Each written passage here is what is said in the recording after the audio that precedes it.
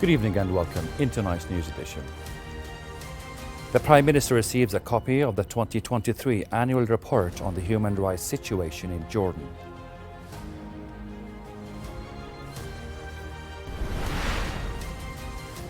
Israeli occupation forces commit 2 massacres in the Gaza Strip, killing at least 40 Palestinians and injuring over 70 others. And Bangladesh's Prime Minister Sheikh Hasina resigns and flees the country following deadly anti-government rallies. To the details, hello and welcome again. Prime Minister Bashir al-Hassawneh has received a copy of the 2023 annual report on the human rights situation in Jordan. This came during a meeting with President of the Board of Trustees of the Jordanian National Center for Human Rights, NCHR, Samar al-Hajj Hassan. Hassawneh stressed the government's commitment to continue strengthening the human rights system and public freedoms and to build on achievements that have been made in this regard. The Prime Minister praised efforts made by the NCHR, reiterating the government's support for its independence to enable it to play its national role in consolidating the principles of human rights.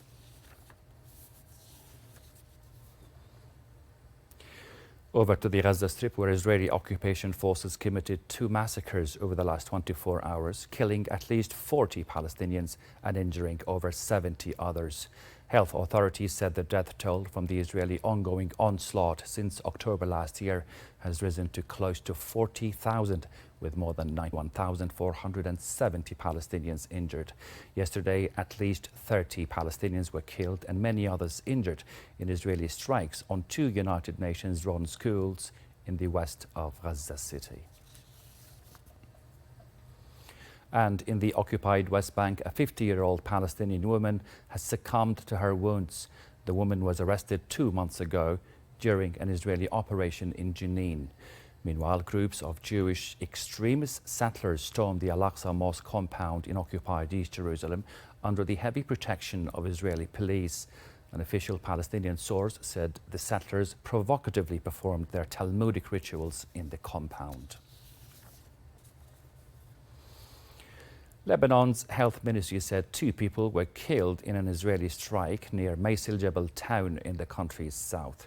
The state-run national news agency said one of the 2 people killed was a paramedic affiliated with Hezbollah ally, the Amal movement. Hezbollah later announced that a fighter from the same village had been killed by Israeli fire.